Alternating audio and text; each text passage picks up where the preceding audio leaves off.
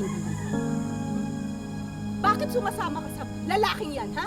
Bakit kayo lumalabas? Ha?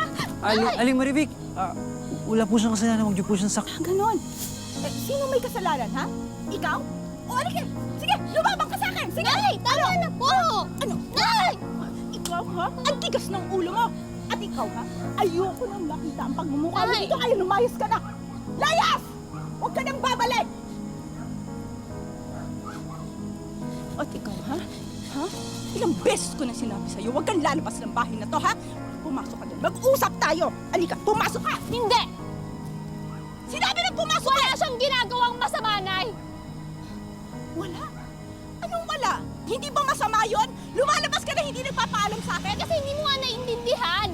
Magkaiba kayo, Nay! Siya, gusto niya akong maging malaya. Ikaw, kinukulong mo ako sa loob ng bahay! Hindi kita kinukulong! Pinoprotektahan kita! Dahil mahal kita, hindi mo alam kung gaano kasama ang tao sa mundo! Hindi mo ako pinaprotektahan, Nay!